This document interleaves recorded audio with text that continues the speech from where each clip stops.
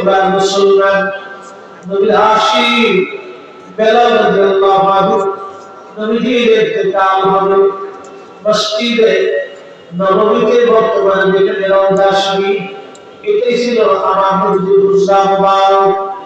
আম্মা জান আয়েশা সিদ্দিকা রাদিয়াল্লাহু আনহা এই রওজা মুবারকে থাকতেন। আমার নবীজি অসুস্থ হয়ে পড়লেন। আম্মা জান পুরো মুবারকের নবীজির মাথা মুবারক হুজুর বিশেষ যন্ত্রণায় কষ্ট হচ্ছিল। এমন সময় জিব্রাইল আজরাইল ফিরদৌস এসে বলল ইয়া রাসূলুল্লাহ ইয়া হাবিবাল্লাহ সালাতের ভিতরে ঢুকলেন। মালাকুল মউত আজরাইল পৃথিবীতে কাউকে সালাম দেন না, কারোর কাছে অনুমতি দেন না। কুল ইন্নাল মাউতাল্লাযী তাফিরুনা মিনহু ফাইন্নাহু মুলাকিকুম। আল্লাহ বলে ও আমার বান্দারা মরণ থেকে যতই পালাও পালানোর কোনো রাস্তা নাই। একদিন মাটি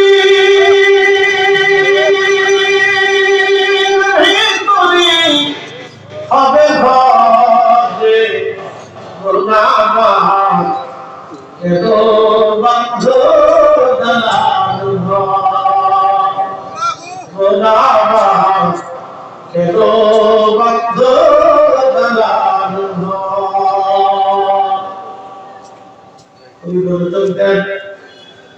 আজরাইল এবং জিবরাইল আলাইহিস সালাম দুইজন এসে বসে গেলেন। আজরাইল বিনয়ে বলতেছে ইয়া রাসূলুল্লাহ আল্লাহর পক্ষ থেকে আমার উপরে হুকুম, আপনি অনুমতি দিলে আমি জান কবজ করব, আপনাকে আল্লাহর কাছে নিয়ে চলে যাব। আর অনুমতি না দিলে আমি আজরাইল ফিরে চলে যাব। হুজুর যতদিন পর্যন্ত ততদিন আপনি পৃথিবীতে থাকবেন। আমার নবী জিবরাইলের দিকে তাকালেন। জিবরাইল আল্লাহর আইনটি এরকম। জিবরাইল বলে ইয়া রাসূলুল্লাহ আল্লাহর আইন এরকম, আপনার আগে আপনার পরে আপনার নবী এরকম কোনো সুযোগ কাউকে দেওয়া হবে না। নবী আপনি যদি বলেন আপনাকে নিয়ে যাব, যদি না বলেন আপনাকে রেখে যাব। আপনার যতদিন মন চায় ততদিন আপনি উম্মতের মাঝে থাকবেন। একবার জোরে বলা যাবে কি ইয়া রাসূলুল্লাহ। আমরা সেই নবীর উম্মত, আমরা সেই মহান ইজ্জতওয়ালা নবীর উম্মত। মালাকুল মউত এসে তার কাছে সারেন্ডার করেছে। মালাকুল মউত তার কাছে আদালত চেয়েছে। মালাকুল মউত পৃথিবীর কারো কাছে আদালত চায় না। পৃথিবীর কোন সৃষ্টির কাছে আদালত করতে চায় না। রাষ্ট্রপতি, না প্রধানমন্ত্রী, না প্রধান সেনাপতি, না বিরাট বড় বিজ্ঞানী, না জনময় বিজ্ঞানী, না ডক্টর, না ডাক্তার, না দার্শনিক, পৃথিবীর কারো কাছে মালাকুল মউতের কোনো কৈফিয়ত নাই। একজনের কাছে কৈফিয়ত চেয়েছেন, তিনি রাহমাতুল আলামিন। একসাথে ধরে বলা যাবে আল্লাহু আকবার। আমরা সেই নবীর উম্মত, কথা বলে চিৎকার করছি।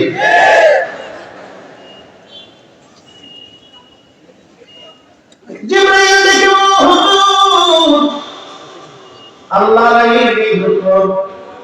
নবী বললেন জিবরাইল আল্লাহর বিধান কি রকম? বলে হ্যাঁ।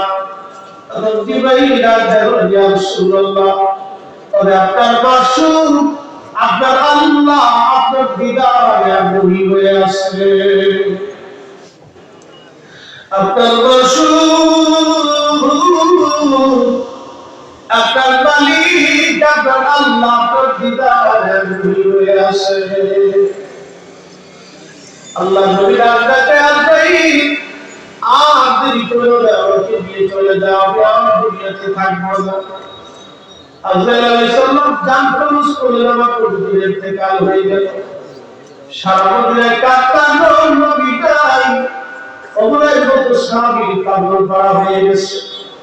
বেলালের মতো আশিক নিঃস্ব হয়ে মদিনায় পড়ে গেলেন।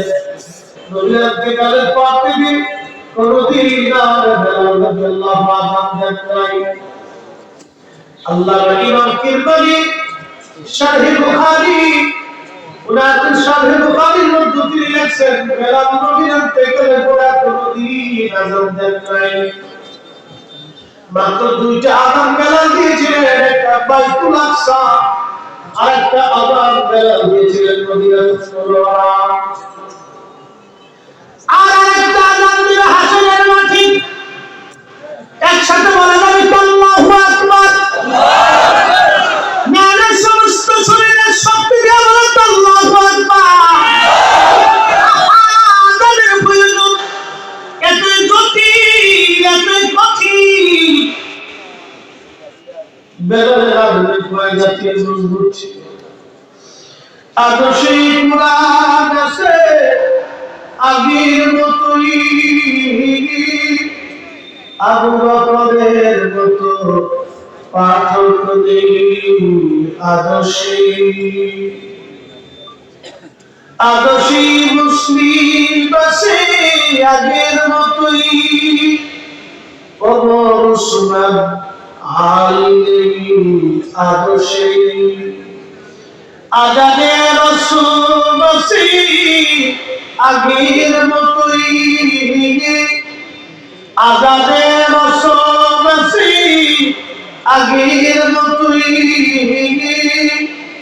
বেলালের সে আজান আদর্শী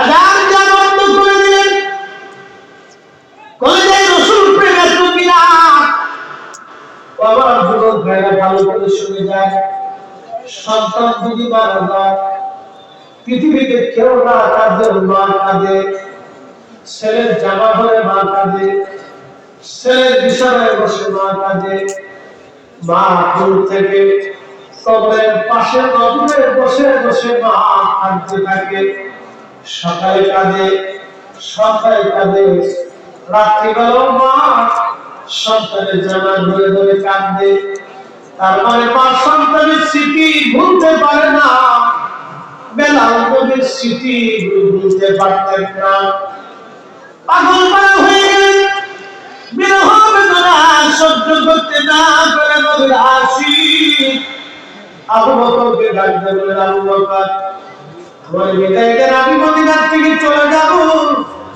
আর মদিনারই নবীর দৃশ্যগুলি আমার আর বরদাস্ত করতে পারতেছি না আমার কলিজা পেটে আসে নবীর বিরহ বেদনা সহ্য করতে পারি না নবীর স্মৃতিগুলি দেখলে আমার বরদাস্ত হয় না নবীর রওজা শরীফ দেখলে আমি বেলালের কলিজা পেটে আসিব বিদায় দাও আমি মদিনা শরীফ চলে যাব চলে গেল শুধু সিরিয়ার দামেস্ক ইমাম ইমানের সাথে বুখারীতে শুধু সিরিয়ার দামেস্কে চলে যাওয়ার জন্য বহুদিন পর আমার জমিটি বেলালের স্বপ্ন দেখাইতেছে বেলাল কেমন চলু তুমি আমার সঙ্গে শুরু করছো বেলাল কতদিন হলো তুমি আমার জিয়ারতে আসো না বেলাল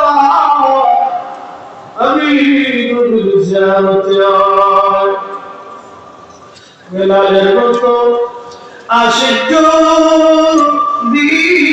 আমি কইতা বেলালের মতো আশিক যদি আমি কইতা এ দুনিয়ায় নবীর দেখা পাইতাম কথা ঠিক না আল্লাহুম্মা সাল্লি আলা জবান খুলে মাওলানা মুহাম্মদ ওয়া আলা আলি সাইয়্যিদিনা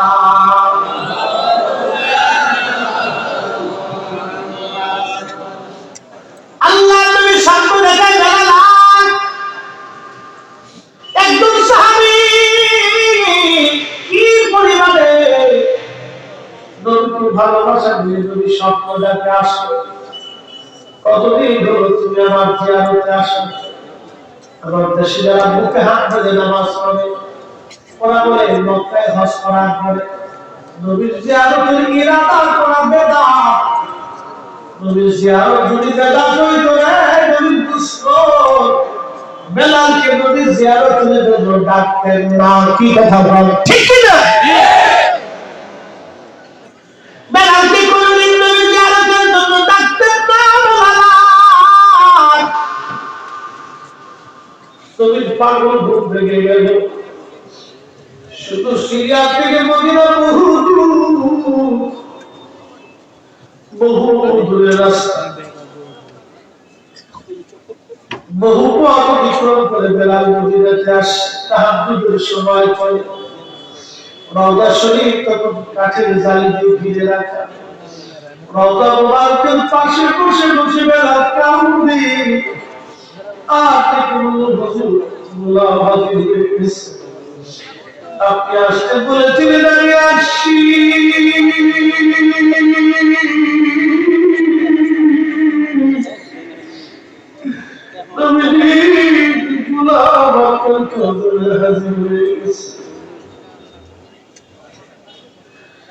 আল্লাহ নবীর সাহাবী নবীর মুয়াজ্জিন বেলাল বসে বসে কাঁদতেছে। নতুন মুয়াজ্জিন এসে দেখছে নবীর মুয়াজ্জিন কাঁদতে ডাক ডাকা শুনছো মদিনাবাসী। নবীর মুয়াজ্জিন হযরত বেলাল ফিরে আসছে। সংবাদ শুনিয়ে সব সাহাবীরা মসজিদের উদ্দেশ্যে ভিড় জমায়। সাহাবীরা ডাক ডাকা বেলালকে আযান দাও। হযরত বেলাল আযান দেয়। কারণ নবীর ইন্তিকালের পরে আর কোনদিন সে আযান দেন নাই। সাহাবীরা কেঁদে কেঁদে টুকরা টুকরা কাঁদেন বলে নবীর মুয়াজ্জিন কতদিন হলো তুমি আযান দাও না। নবীর জবান সে আযান শুনতে আমাদের কলিজা তৌসিল হয়। একটা বার তুমি আমাদের আযান শোনাও।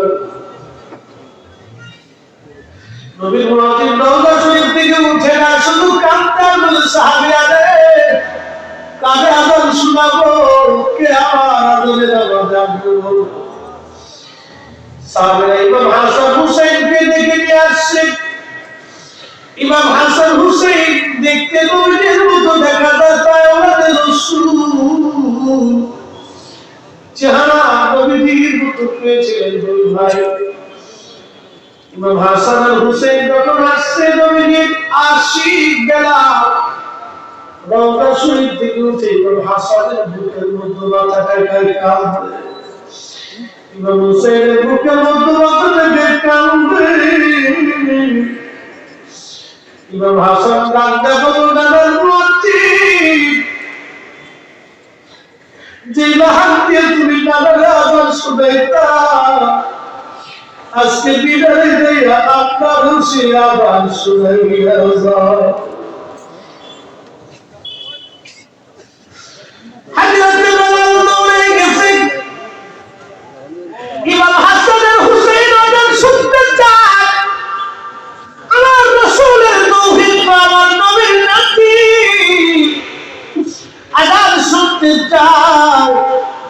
আর ইস্তিগফার বলেন নাই।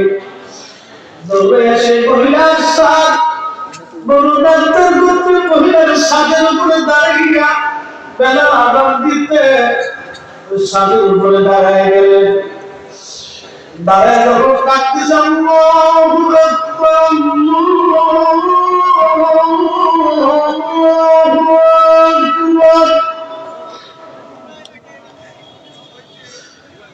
আল্লাহু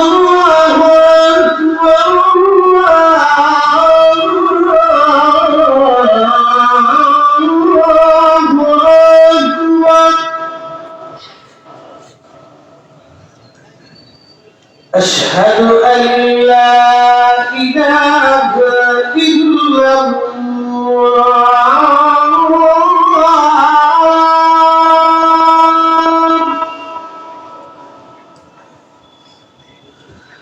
أشهد أن لا إله إلا الله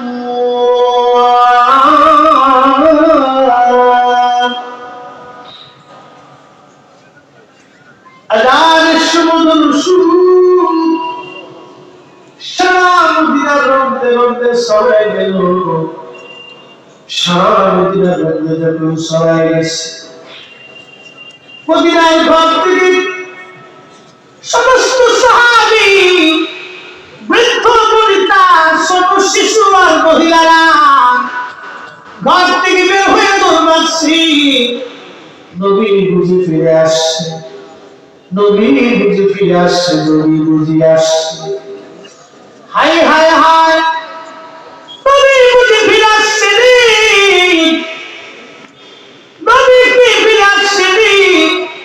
সামদিরা সামরা দূর দূর করে কাছে লাগলো, নবী কি আসছে রে, নবী আসছে রে। সারা মদিনায় কান্না রোল করে গেছে, নবী আসছে কি। বেলাল যখন আযান দিতে আশহাদু আন্না মুহাম্মাদার রাসূলুল্লাহ,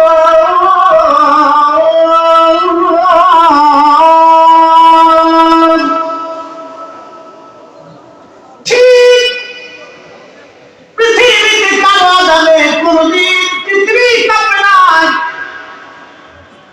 কারো আযানে কোনদিন পৃথিবী আর কাঁপবে না। একজনের আযানে পৃথিবী কেঁপেছিল, তিনি অন্য কেউ না, তিনি বেলাল। বেলাল যখন আশহাদু আন্না মুহাম্মাদার রাসূলুল্লাহ বলে ডাক দিয়েছি, পৃথিবীর মাটিগুলি থর থর থর থর করে কেঁপে উঠছে। একসাথে ধরে বলবেন কি আল্লাহু আকবার, চিৎকার মেরে বলবেন কি ইয়া রাসূলুল্লাহ। পৃথিবীর মাটি থর থর থর থর করে কেঁপে উঠছে।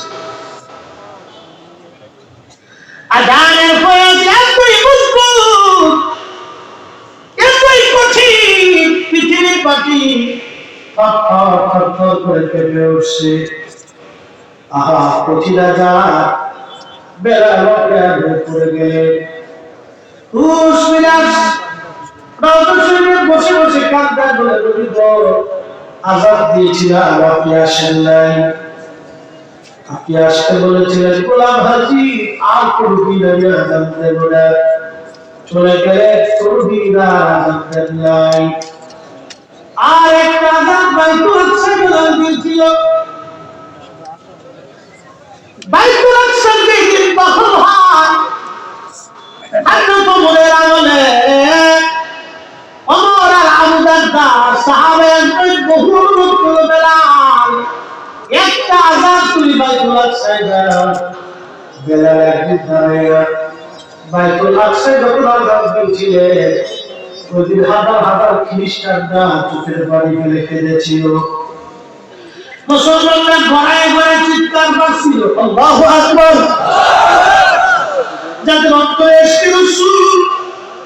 আমার আবু দারদার মতো মহান সাহাবীরা গড়িয়ে গড়িয়ে চিৎকার করে কেঁদেছিল।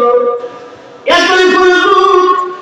আর আরেকটা আযান বেলাল জান্নাতে আশহাদু আল্লাহ সামনে দাঁড়ায় দিলে, ওই আযান শুনিয়া পুরা হাসরবাসী মুগ্ধ হইয়া বেলালের দিকে তাকায় থাকবে। একবার জোরে বলা যাবে আল্লাহু আকবার। এরা মুসলমান, এরা মুসলমান, এরা মুসলমান। যাদের আদরে পৃথিবীর মাটি কেঁপেছিল তারা মুসলমান, তারা নবীর সাহাবী বেলাল।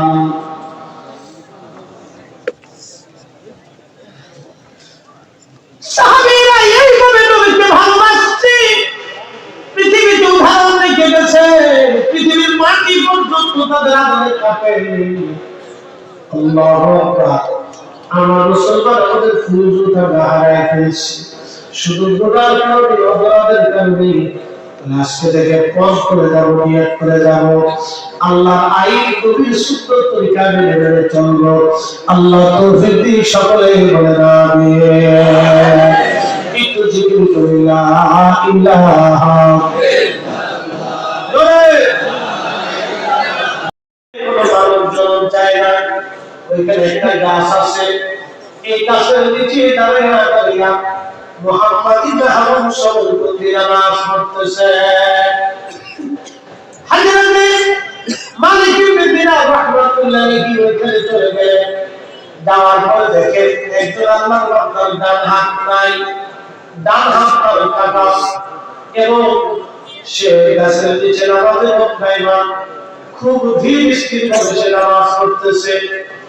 হযরত ইমাম মালিক ইবনে দিনার রাহমাতুল্লাহি আলাইহি জায়গায় সালাম দিয়ে বসে পড়ে নামাজ পড়তে লাগলো।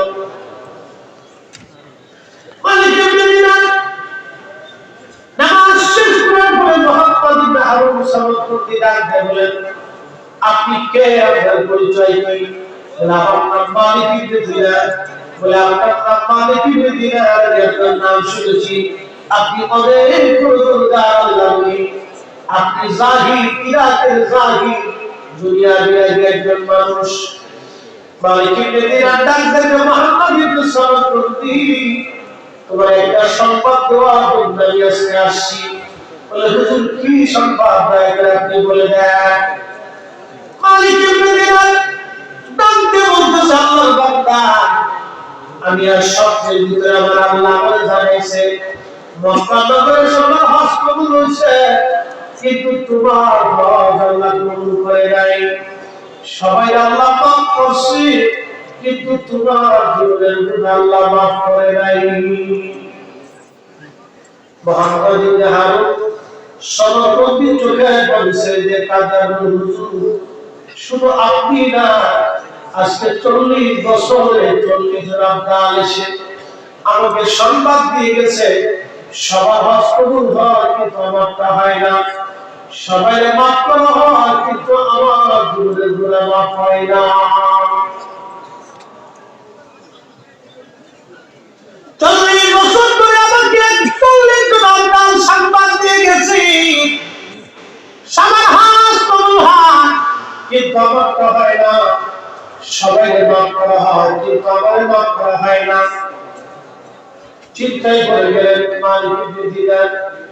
বলতেছে, মুহাম্মদ ইবনে হারুন, বলবা কি কোন ভুল তোমাকে আজ এই পর্যন্ত নিয়ে আসছে?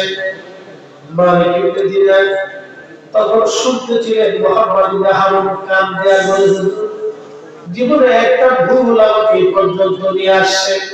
বলে, কি ভুল বলো? বলে, আমি ছিলাম নগরপাড়ি, আমি নেশায় আক্রান্ত ছিলাম, প্রত্যেক রাত্রি আমি নেশা করতাম। নেশা, এই আমার দিকে তাকান, নেশা দ্রব্য হালাল না হারাম? জোরে জোরে জোরে জোরে বলে। কুত্তার গোশত হালাল না হারাম? শুয়োরের গোশত হালাল না হারাম? কুকুরের গোশত যেমন হালাল, কোন ব্যক্তি যদি কুকুরের গোশত খাইয়া আইসা সারা রাত মসজিদে নামাজ পড়ে, আপনারা বলেন নামাজ কি হবে? হ্যাঁ হ্যাঁ হবে। কেউ যদি শুয়োরের গোশত খেয়ে এসে মাকাম ইব্রাহিমে নামাজ পড়ে, নামাজ হবে? কারণ এগুলি আল্লাহ কর্তৃক আল্লাহ হারাম করে দিয়েছেন, এগুলি মুসলমানদের জন্য হারাম। এইগুলি খাইয়া নামাজ পড়লে নামাজ হবে না। ঘুষের টাকা দিয়ে, সুদের টাকা দিয়া, গরুর গোশত কিনিয়া, খাসির গোশত কিনিয়া, মুরগার গোশত কিনিয়া, আর মহিষের গোশত কিনিয়া, দুম্বার গোশত কিনিয়া, উটের গোশত কিনিয়া, আর ওইভাবে সুন্দর করে খাইলো, ওইভাবে খাইয়া নামাজ পড়লো, নামাজ আদায় হবে না। কি কথা বলেন, ঠিক কিনা? খুবই মনোযোগ দিয়ে এই নামাজ পড়লে নামাজ হবে না। মুহাম্মদ ইবনে হারুন বলে, হুজুর আমি ছিলাম নগরপাড়ি, নেশায় আক্রান্ত, আমি সারা রাত নফল করতাম। শাবানের শেষ রজনী রমজান আসবে, আমি রাত্রিবেলা মদ পান করে বাড়িতে আসছি। আমার জননী, আমার মা আমার হাতটা ধরে আমাকে বলল, বেটা, শাবানের শেষ রাত, এই রাত্রিবেলা তুই আজকে মদ পান করে আসছিস।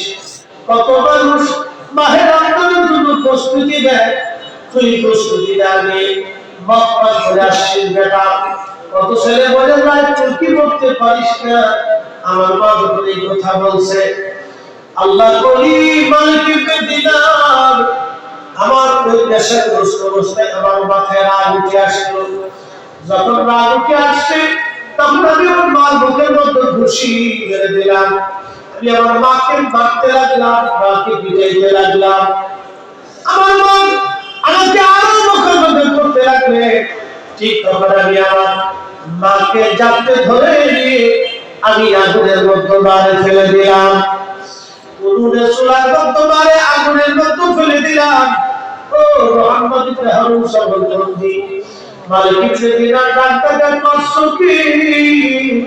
কত বড় সর্বনাশ তুমি করছো। মুহাম্মদ ইবনে হারুন ডাক্তার হুজুর আমার স্ত্রী আমাকে ডাক্তার ঘরের মধ্যে ঘরে তালা মেরে দিলেন। সকালবেলা আমার ঘুম ভেঙে গেল। ঘুম ভেঙে যাওয়ার পরে আমার নেশার আসক্তি কেটে গেল। আমার হুঁশ ফিরে আসছে। বিবির ডাক দিলাম, বিবি আমার কাছে আসো, বলে তালা মারা কেন? আমার স্ত্রী কল্পন বাসায় ডাক দেখে, স্বামী আমার তোমার কাছে জুদা হয়ে গেলাম। তোমার সংসার আমি করবো না স্বামী, তুমি সর্বনাশ করে ফেলছো।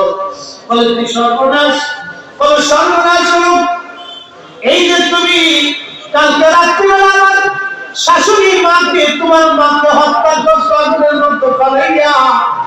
হে মুহাম্মদ ইবনে হারুন সাল্লাল্লাহু আলাইহি আমি তোমার সাথে সংসার করব না।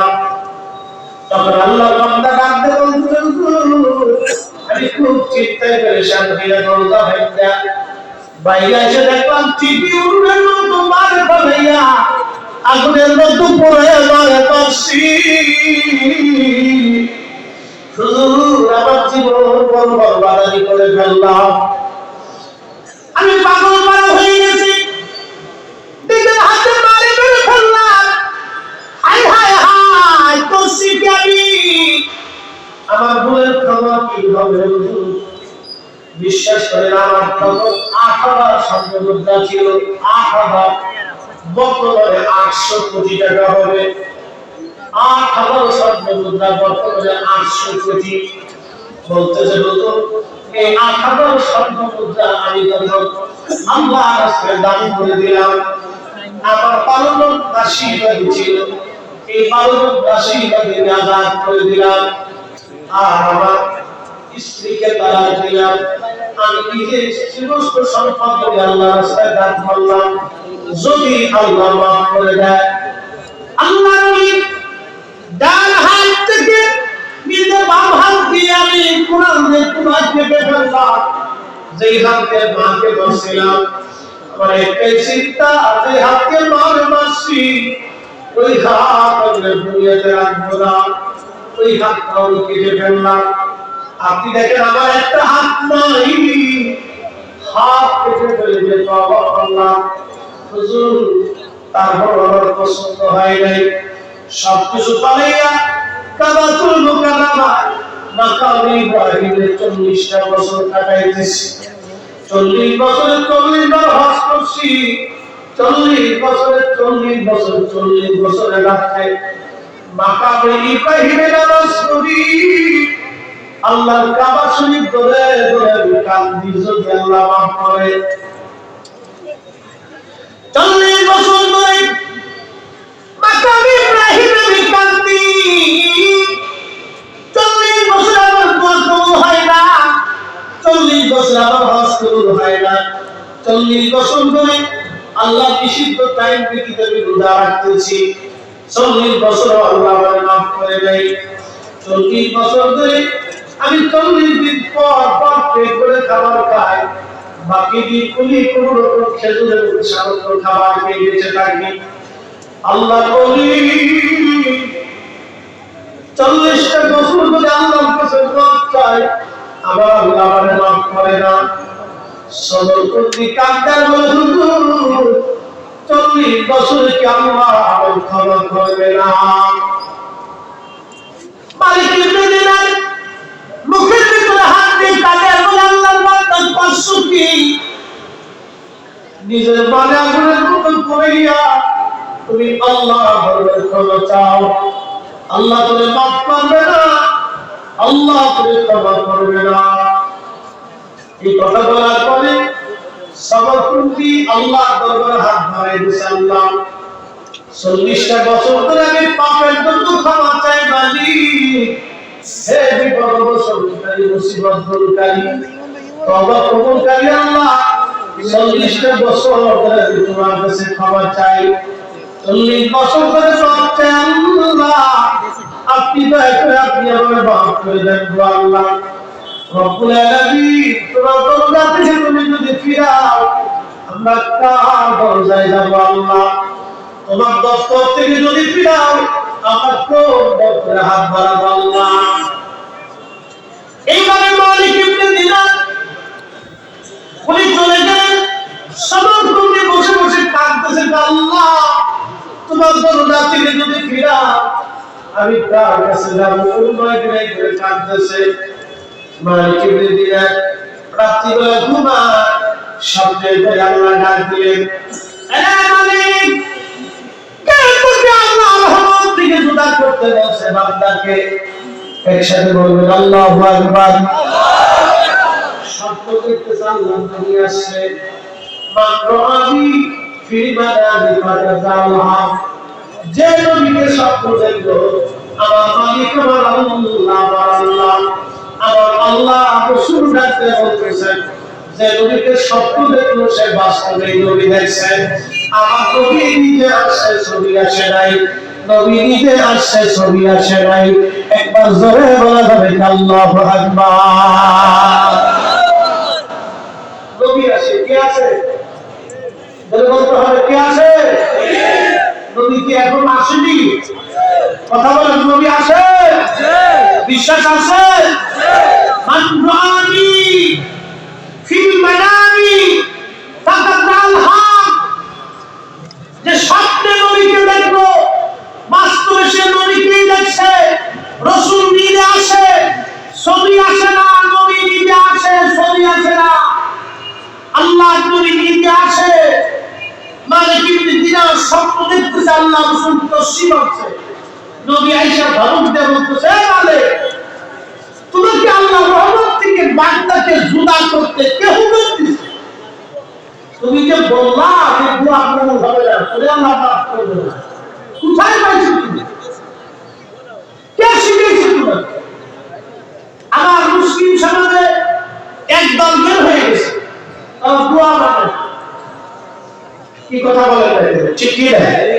একদল বের হয়েছে, তারা দোয়া মানে না, তাদের কাছে দোয়াটা বেদাত, নব্য আবিষ্কারের দোহাই দিয়ে আল্লাহ দরদার রহমতের দরজা থেকে মুসলিমকে যারা মাহরুম করতেছে, হে তোমরা মুসলমান শুনে রাখবে, ওরা হচ্ছে শয়তানের দালাল। ওরা চায় জমিন থেকে দোয়া বন্ধ হয়ে যাক, আমরা সুন্নিরা যতদিন বেঁচে থাকবো ততদিন এই জমিন থেকে দোয়া বন্ধ হবে না। হাত উঁচু করে বলেন ঠিক না ঠিক? কষ্ট হচ্ছে আপনাদের? দূরের মানুষ অনেক দূরে চলে যেতে হবে, তারা যেতে পারে, অসুবিধা আছে, রাস্তাঘাটে যেতে হবে, কিন্তু আপনারা যারা কাছে আসেন তারা চলে যাবে আসেন না ইনশাআল্লাহ? ওই একসাথে বলি তো আল্লাহু আকবার। একই সাথে আচ্ছা, দূর দূরান্ত থেকে বেলালের ওয়াজ শোনার জন্য আসছেন, জানি বেলালের ওয়াজটা তো ওরে যে ওয়াজের সার্টিফিকেট দিছে একটা সারা রাত বসে গেল। একজন বলছেন বাবা মা থেকে শুরু করে বেলাল রাদিয়াল্লাহু থেকে শুরু করে নামাজ দিয়ে একদম শেষ করতে হবে, তারপর লাস্টে নসিবুত হচ্ছে। যেই পর্যায়ে নসিবুত দিছে সেইভাবে আজকে সারা রাত শেষ হবে। আমি একবার বেশি লম্বা করব না, আমি বাবা মার আলোচনা শেষ করে ফেলছি, মুক্তাসার একটু করে বলতে। আল্লাহ নবী স্বপ্নে এসে বলতেছে, মালিক রে তুমি কি আমার বান্দারে বলছো তোমার গুনাহ মাফ হবে না, এই আইন তোমার কে দিছে? তুমি যাও সমর্থন দিয়ে দেয়া বলো আল্লাহ তার জীবনের গুনাহ মাফ করে দিয়েছে। সুবহানাল্লাহ। আরো জোরে না না হয় না, আরো জোরে। জীবনের দোয়া কি হবে? দোয়া কি চলবে? যারা বন্ধ করতে চায় ওরা সব শয়তানের দ্বারা। এই কথা বলেন, জোরে বলেন, ঠিক কিনা? যারা বন্ধ করতে চায় আমরা কিসের দালাল? সচ্চে মুসলমান তারা, নামে মুসলমান, ইমানদারের ইমান নিয়ে করছে যারা খেলা, ওরাই তো আসলে এজিদেরই চেলা। দামি টুপি পরতে আছে দেখতে মৌলানা, ভিতরে নাই নবীদের ইয়াজিদে ভরা। দোয়া চলবে?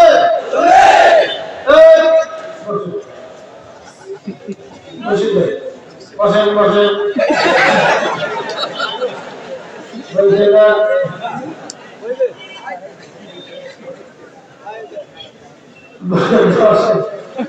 শোনেন, আমরা তো বাড়ি পর্যন্ত নিয়ে আমরা শুধু এই মাহফিলে আমার ভাষা আপনারা বুঝেন। বরিশাল আমাদের বাংলাদেশের একটা অঞ্চলের নাম হচ্ছে বরিশাল।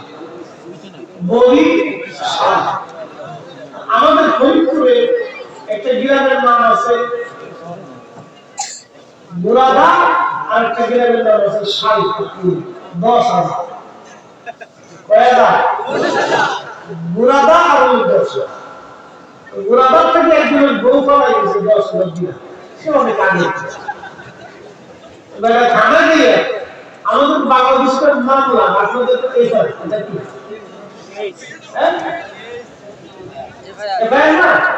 আমাদের বাংলাদেশের মামলা বেটায় দেয় বসে নড়াচড়া করলে কিন্তু আজকে মামলা করে দিবে বাংলাদেশের আইনি মামলা।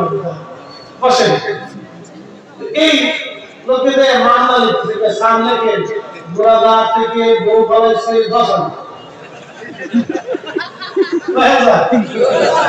বুড়াদা থেকে বউ পালাইছে 10,000।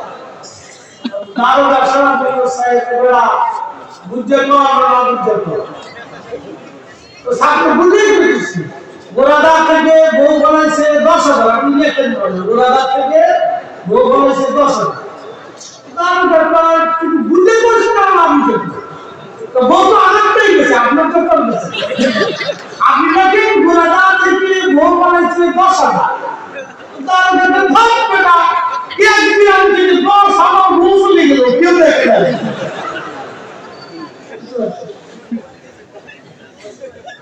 আমরা কি বুঝি কি না বুঝি জানি না, আপনার যেমন ভাষা বুঝেন নাকি বুঝেন না তা কইতে হবে তো বুঝি না। যদি বুঝেন তাহলে আমি বুঝে দিতে একজন ডাক্তারের কাছে গেছে বিরাট ভুল বুঝলো, যা বলতেছে স্যার আমার একটু প্রেসক্রিপশন দিন। ডাক্তারের পরে কিছু বলতে হয় বিরাট ওজন 120 কেজি, বিরাট মোটা প্রেসক্রিপশন লিখে দিয়েছে।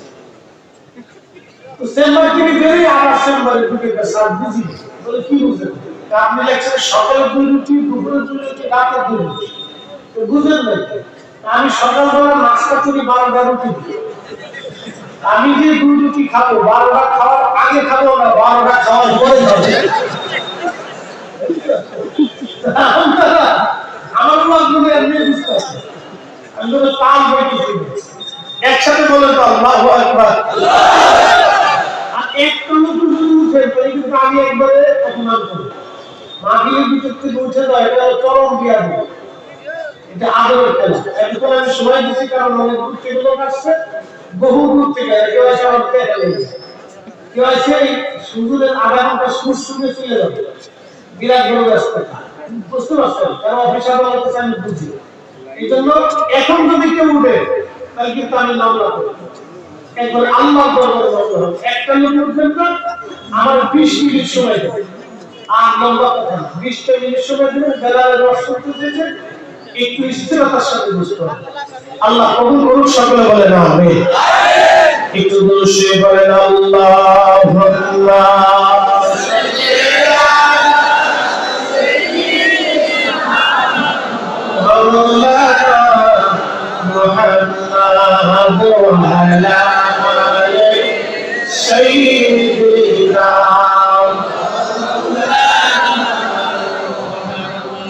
হে রাসূল তোমায় ভালোবাসি ভালোবাসি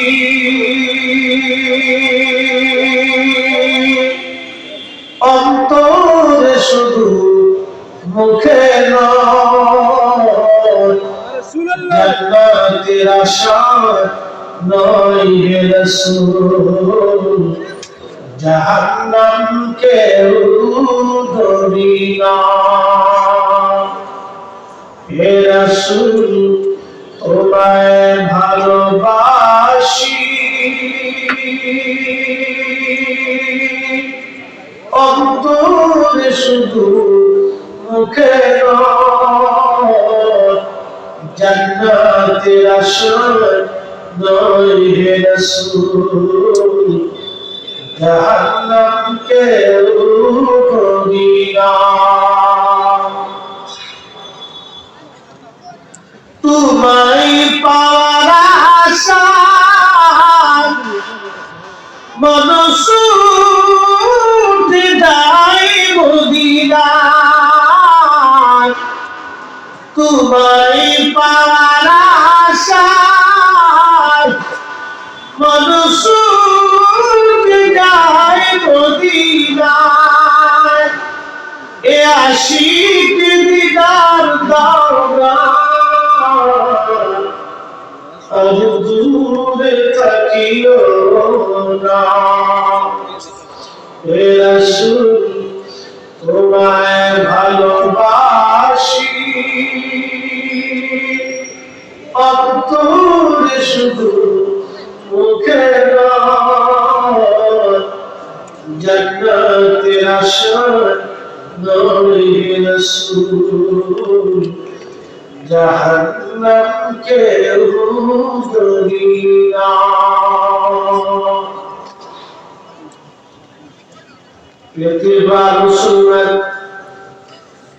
আমি আমার প্রিয় মুর্শিদের দরবারে দাঁড়িয়ে লক্ষ লক্ষ মানুষের সামনে যে বেলা আমাদের আল্লাহ জীবনের ওয়াদানি করেছিলাম ওই ওয়াদের মাঠে কাঁদতে কাঁদতে একজন আশিক রাসূল ইন্তেকাল করেছিলেন ওই রাতে তার জানাজার নামাজ হয়েছিল নামাজের পরে আল্লামা ইমাম কিরমানি রাহমাতুল্লাহ আলাইহি সহিহ বুখারীতে লিখেছেন শাইখ আব্দুল হক মুহাদ্দিস দেহলভী রাহমাতুল্লাহ আলাইহি মাদারিজুন নুবুওয়াতের মধ্যে লিখেছেন আল্লামা ইমাম তাকিউদ্দিন সুবকি আশফাউস সাকামের মধ্যে তিনি লিখেছেন অনেকগুলি কিতাবে সারমর্ম থেকে আমি বেলালের আলোচনাটা তুলে ধরেছিলাম যার কারণে এই আলোচনা দেখতে দীর্ঘ লম্বা হয়েছিল আজকে তো লম্বা ওয়াজ করব না মুক্তসর সামান্য আলোচনা খুবই মনোযোগ দিবেন নবীজি স্বপ্নে আসেন এই শব্দের কথা বলতে গিয়ে বেলালের আলোচনায় চলে যান তারপর আমার সকল বন্ধুরা